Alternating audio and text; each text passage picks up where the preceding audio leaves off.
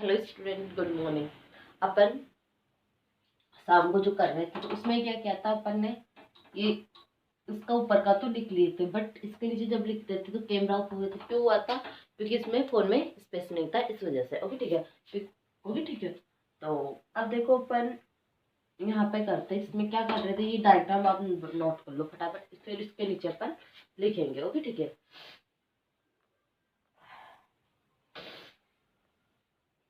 लिखो, एरो डाल के लिखना।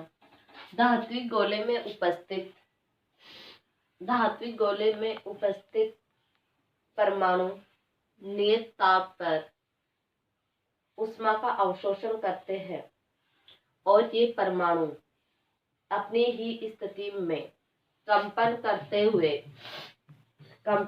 हुए आंतरिक सतह से विकिरण उत्सर्जित करता है। ये विकिरण आंतरिक सतह से परावर्तित व अवशोषित होती रहती है। यहाँ नियत ताप होने के कारण विकिरण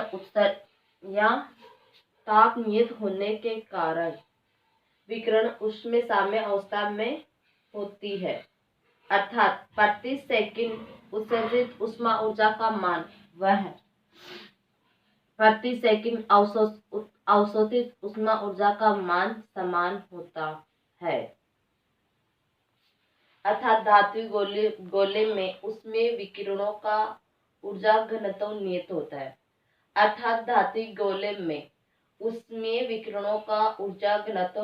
होता है। ओके, इसमें वापस रिपीट कर रही हूँ थ्योरी। ओके ठीक है, धात्विक गोले में उपस्थित परमाणु नियत ताप पर ऊष्मा का अवशोषण करते हैं और ये परमाणु अपनी ही स्थिति में कंपन करते हुए विकिरण उत्सर्जित करते हैं। ओके ठीक है, और ये परमाणु, वापस रिपीट करो, और ये परमाणु अपनी ही स्थिति में कंपन करते हुए आंतरिक सतह से विकिरण उत्सर्जित करता है। ये विकिरण आंतरिक सतह से परावर्तित व अवशोषित होती रहती है। यह ताप नियत होने के कारण उसमें साम्य अवस्था में होती है। ओके ठीक है, अर्थात प्रति सेकंड उत्सर्जित ऊष्मा ऊर्जा का मान वह प्रति सेकंड अवशोषित ऊष्मा ऊर्जा का मान एक समान होता है। अर्थात धात्विक गोले में ऊष्मीय विकिरणों का ऊर्जा घनत्व नियत होता है। अर्थात धात्विक गोले में ऊष्मीय विकिरणों का घनत्व समान होता है। ओके ठीक है, इसके आगे करते हैं अपन ऊर्जा घनत्व। हेडिंग डालो ऊर्जा घनत्व डालो हेडिंग।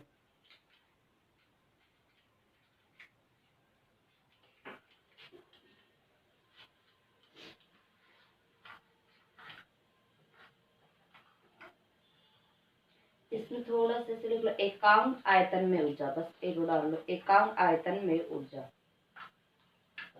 घनत्व में लिख लो, एकांक आयतन में ऊर्जा। ओके ठीक है,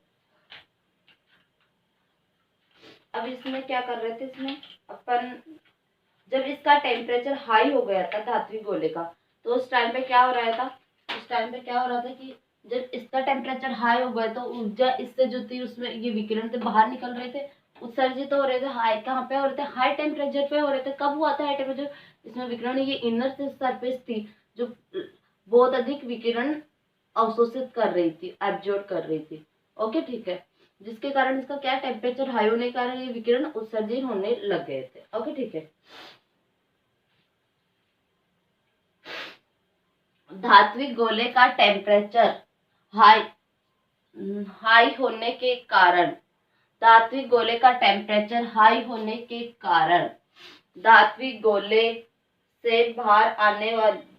धात्विक गोले से विकिरण उत्सर्जित होते हैं। धात्विक गोले से बाहर आने वाले विकिरण धात्विक गोले से बाहर आने वाले विकिरण इस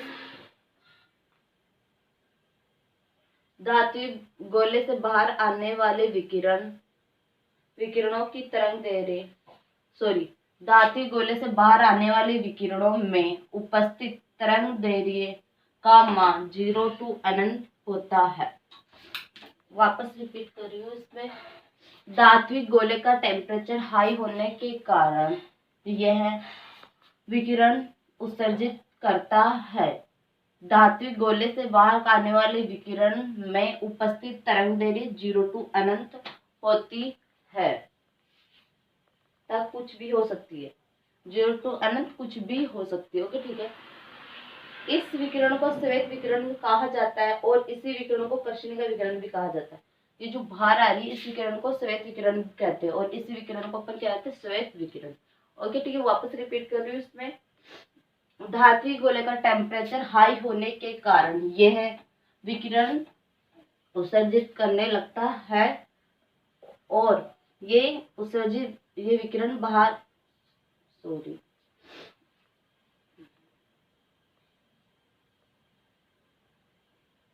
विकिरण उत्सर्जित होकर बाहर आने वाले विकिरणों में उपस्थित तरंगदैर्ध्य का मान 0 to अनंत कुछ भी हो सकता है। ओके, ठीक है। इस विकिरण को अपन क्या कहते हैं, श्वेत विकिरण। क्या है कि ये जो विकिरण आ रही है बाहर इमिट हो रही है, तो इसका क्या तरंगदैर्ध्य क्या 0 to अनंत कुछ भी हो सकता है। ओके, ठीक है। इसका टेम्परेचर हाई था, हाई टेम्परेचर पे थी तो ये इमिट कर रही थी। ओके, ठीक है।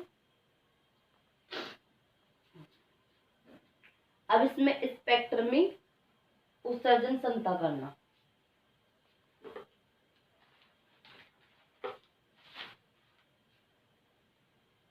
स्पेक्ट्रमी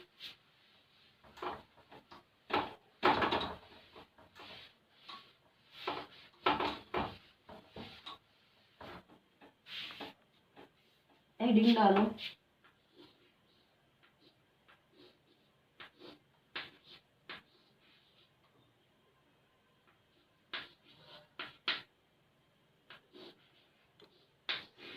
स्पेक्ट्रमी उत्सर्जन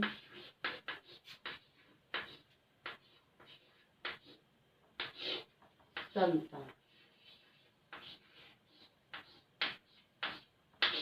ओके, ठीक है। स्पेक्ट्रमी उत्सर्जन क्षमता, इसमें लिखना एकांक आयतन व एकांक समय में एक नियत तरंगदैर्ध्य के लिए ऊर्जा का मान स्पेक्ट्रमी उत्सर्जन क्षमता कहलाता है। एकांक क्षेत्रफल व एकांक समय में आयतन नहीं होगा, क्षेत्रफल होगा इसमें। एकांक क्षेत्रफल व एकांक समय में एक नियत तरंगदैर्ध्य के लिए ऊर्जा का मान स्पेक्ट्रमी उत्सर्जन क्षमता कहलाता है। एकांक क्षेत्रफल व एकांक समय एक नियत तरंगदैर्ध्य के लिए एकांक समय में एक नियत तरंगदैर्ध्य के लिए ऊर्जा का मान स्पेक्ट्रमी उत्सर्जन क्षमता कहलाता है। ओके, ठीक है। तो इसमें अपन एक क्या बनाते हैं, डायग्राम बनाते हैं। ओके, ठीक है। इसमें एक किसके बीच में तरंगदैर्ध्य और स्पेक्ट्रमी उत्सर्जन क्षमता के।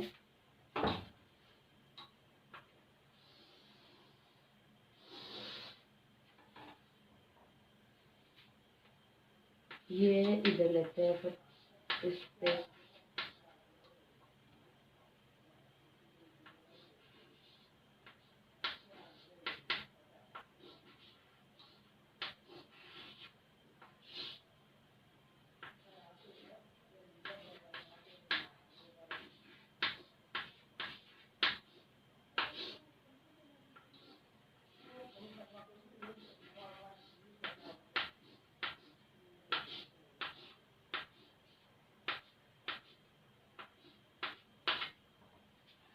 उधर क्या लेते हैं, तरंगदैर्ध्य।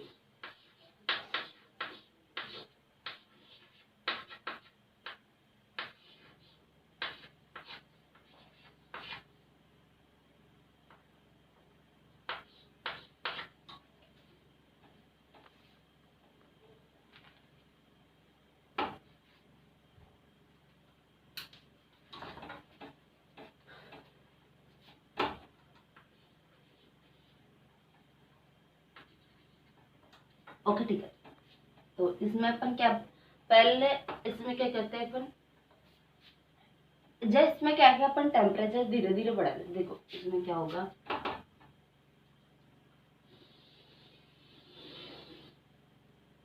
ओके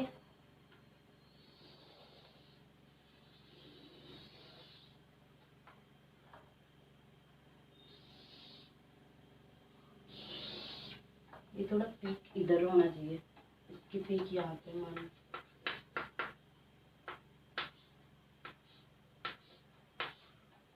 ये थोड़ा इधर शिफ्ट होना चाहिए।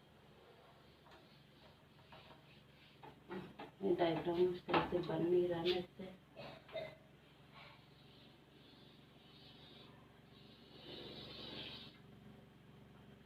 ये पीक थी ना, इसकी हाई पीक जो इधर शिफ्ट होनी चाहिए।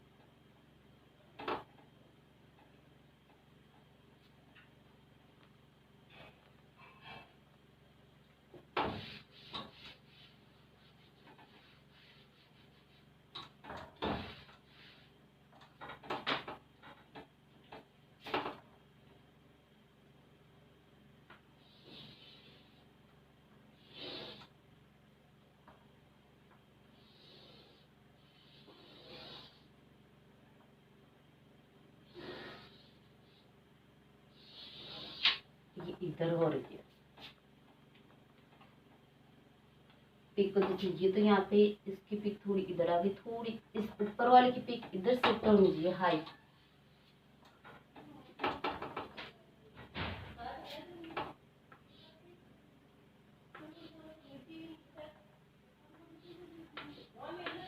मम्मी तेरा बॉल,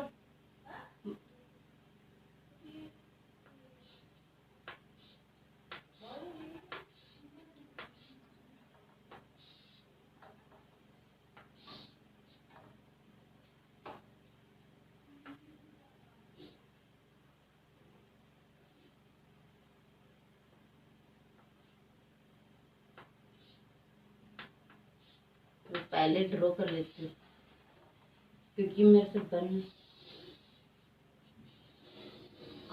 अब हो गया, वैसे इतना नहीं हुआ बट हो गया। तो इधर से क्या है लेते हैं अपन, लेमडा 1, लेमडा 2, लेमडा 3, ये क्या है, इसको मानो T1 टेम्परेचर, इसको T2, ओके ठीक है, यहाँ पे T3।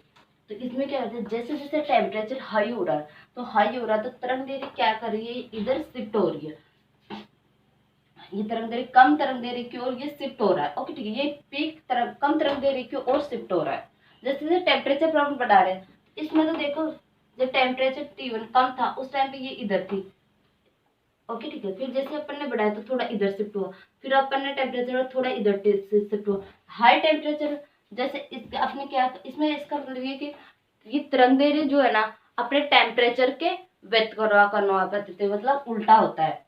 ओके ठीक है, इसको एक बार नोट करो।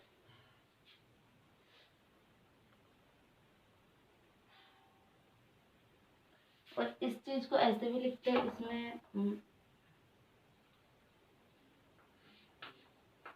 ये मैक्सिमा का है ना, तो इसको M1 लिख लो, वैसे तो लिखो तो वैसे एम इस एक को ही रहने दो अपने को, ऐसे लिखते हैं। अगर 1 लिखते हैं M11 लेमडा 1 M1 तो इसमें एमडा ई लेमडा M2 होता है, ऐसे लिखते हैं, तो अपन एक ही रखते हैं। ओके ठीक है,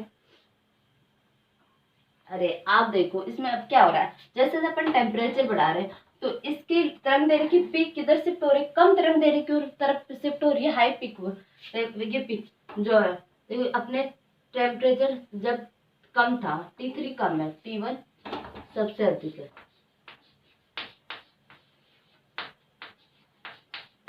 ओके ठीक है, तो जैसे जैसे अपन ने टेम्परेचर बढ़ाया तो ये पीक क्या हो रही, कम तरंग दैर्घ्य की ओर शिफ्ट हो रही है, इधर शिफ्ट हो रही है, इसकी इधर शिफ्ट हो रही है, इससे इधर ये शिफ्ट हो रही है। ओके ठीक है, तो इसका मतलब क्या है कि ये तापमान जो है ना तरंग दैर्घ्य के व्यतिक्रमानुपाती होता है। ओके ठीक है, और यही वीन का एक रूल होता है। ओके ठीक है, अब इसमें एक अब डालो कर्षणिका विकिरण, कर्षणिका ऊर्जा वितरण वक्र के, कर्षणिका ऊर्जा वितरण वक्र के महत्वपूर्ण तथ्य, कर्षणिका ऊर्जा वितरण वक्र के महत्वपूर्ण तथ्य। कर्षणिका ऊर्जा वितरण वक्र एक सतत वक्र होता है। कर्षणिका कर्षणिका ऊर्जा वितरण वक्र एक सतत वक्र होता है। कर्षणिका के लिए ताप में वर्ग सेकंड डालना।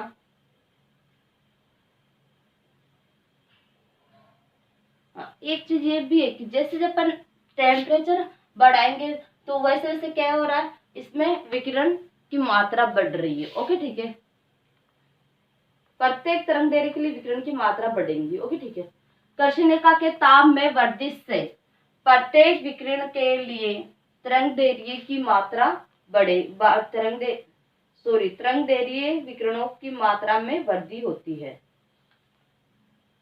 कर्षणिका के ताप में वृद्धि करने से प्रत्येक तरंग दैर्ध्य के विकिरणों की मात्रा में वृद्धि होती है।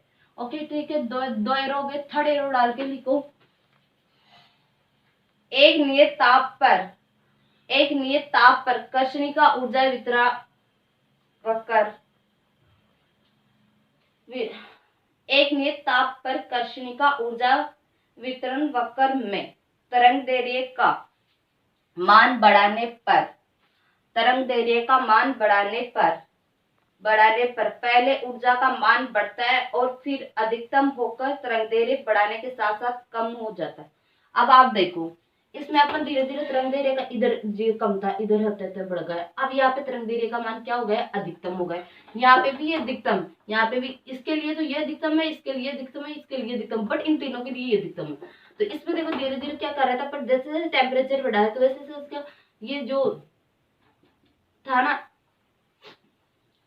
ऊर्जा होंगे ना, तो वो क्या था, बढ़ रहा था, इसका बढ़ रहा था धीरे धीरे, पर अधिकतम होकर क्या हो रहा था, ताप के साथ साथ कम हो रहा है। अधिकतम होने के बाद में अगर अपन आगे टेम्परेचर बढ़ाएंगे तो इसका तरंग दैर्ध्य कम हो जाएगा। ओके ठीक है, वापस रिपीट कर रही हूँ। एक निश्चित ताप पर कर्षणिका ऊर्जा वितरण वक्र में तरंग दैर्ध्य का मान बढ़ाने पर पहले ऊर्जा का मान बढ़ता है। पहले ऊर्जा का मान, इधर देखो ये ऊर्जा का मान बढ़ रहा है, पहले ऊर्जा का मान बढ़ता है, फिर अधिकतम होकर तरंग दैर्ध्य बढ़ाने के साथ साथ कम होता जाता है। ओके ठीक है,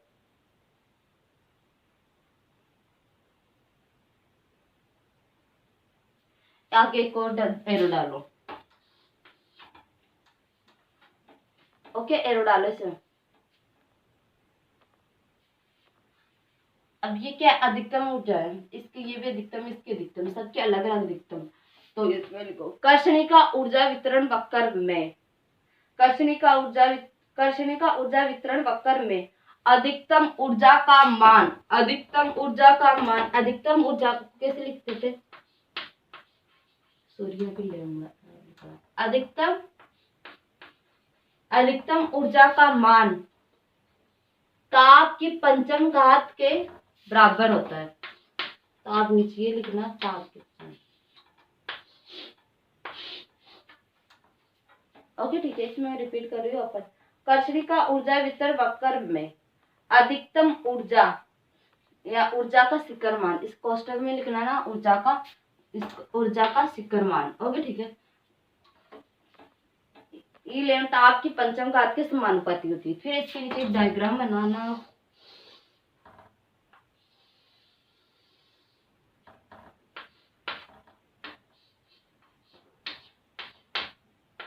और ये क्या था, ई लेमडा। ओके ठीक है, तो ये किसके बराबर था, पंचम घात के। ओके ठीक है, और अपन ये नीचे ये क्या हाई टेम्परेचर हाई। ओके ये एरो बनाना डायग्राम समानुपाती करना इसमें। ओके ठीक है, पंचम घात के समानुपाती होता है। वापस रिपीट करिए, इसके ऊपर यहाँ से कर्षणिका ऊर्जा वितरण वक्र में अधिकतम ऊर्जा का मान ताप के पंचम घात के समानुपाती होता है। ओके ठीक है, फिर ये डायग्राम बना लेना।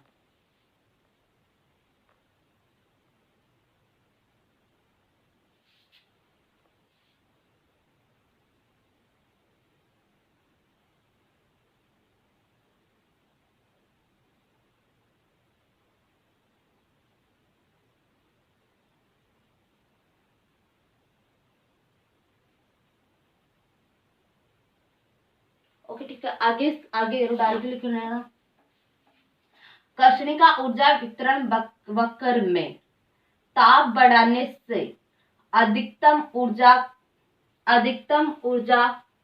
का मान कम तरंग दैर्घ्य की ओर, अधिकतम ऊर्जा का बिंदु कम तरंग दैर्घ्य की ओर शिफ्ट हो रहा है, तो कम तरंग दैर्घ्य की ओर शिफ्ट कम तरंग दैर्घ्य की ओर विस्थापित हो जाता है। कर्षणिका ऊर्जा वितरण वक्र में ताप बढ़ाने से अधिकतम ऊर्जा का बिंदु कम तरंग दैर्घ्य की ओर विस्थापित हो जाता है, अर्थात तरंग दैर्घ्य ताप के क्या है कि अब तरंग दैर्घ्य ताप बढ़ाने से ये क्या हो रहा है, तरंग दैर्घ्य इधर शिफ्ट हो रहा था, तो ये क्या है, ताप के व्युत्क्रमानुपाती, अर्थात तरंग दैर्घ्य ताप के व्युत्क्रमानुपाती होती है और इसे ही वीन का विस्थापन कहते हैं। तो अधिकतम तरंग दैर्घ्य, इसको साफ कर देती हूँ, वापस रिपीट कर रही हूँ। कर्षणिका ऊर्जा वितरण वक्र में अधिकतम ऊर्जा का बिंदु कम तरंग दैर्घ्य की ओर विस्थापित होता है, अर्थात तरंग दैर्घ्य ताप के व्युत्क्रमानुपाती होता है, इसे ही अपन वीन का विस्थापन नियम कहते हैं। सॉरी, क्या कर रहे, व्युत्क्रमानुपाती किसके, 1/10 के, यही होगा ना। इसको क्या कर लो अपन, तो इसमें एक कांस्टेंट आ जाएगा, बी ले लो, बी आते हैं तो बी क्या है, वीन का इस नियम से ये बी क्या है, वीन का विस्थापन नियतांक जो 2.98 कुछ ऐसे से होता है, 2.98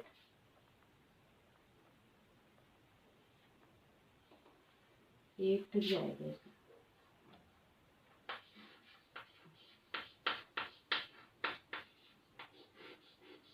ओके ठीक है, ये नोट करें, इसके आगे कुछ और पॉइंट है वो लिखा तुम।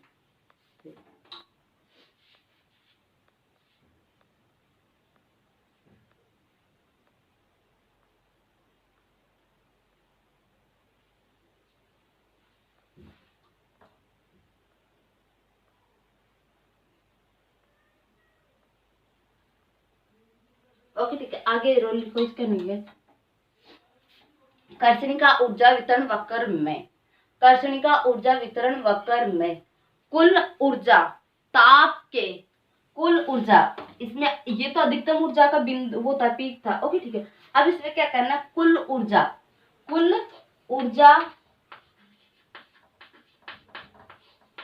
ताप के चतुर्घात के समानुपाती होती है, इससे ही स्टीफन का नियम कहते हैं। वापस रिपीट कर रही हूँ, कर्षणिका ऊर्जा वितरण वक्र में कुल ऊर्जा ताप के चतुर्थ घात के समानुपाती होती है और इसे स्टीफन का नियम कहते हैं। ओके ठीक है,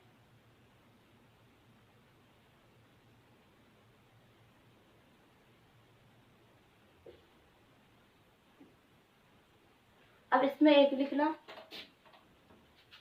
इसको जब अपन ओपन करेंगे तो सिग्मा 4, इसमें सिग्मा क्या होगा, 5.65 कुछ ऐसा से,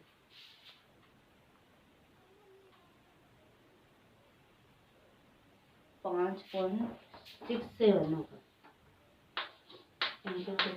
माइनस का 8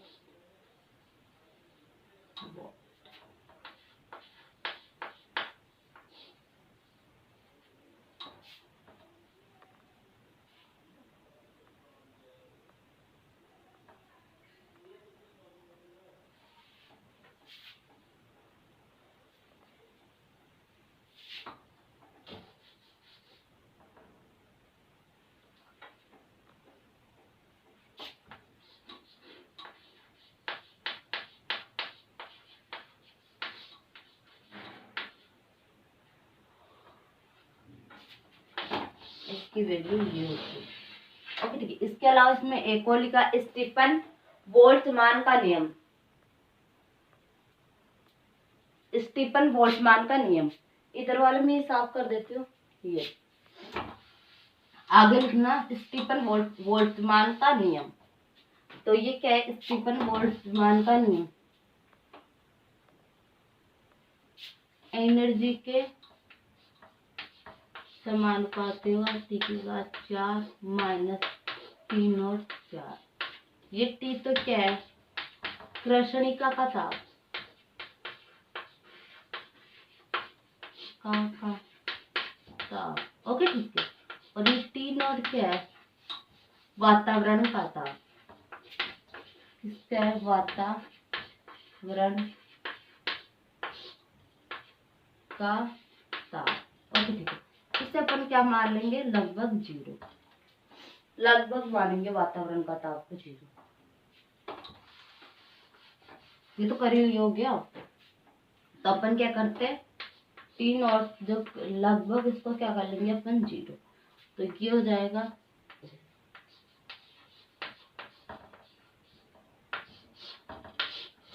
ओके ठीक है, कृष्णिका स्टीफन बोल्ट्जमान का नियम। ठीक है, अब अपन कल देखेंगे आगे और, ठीक है।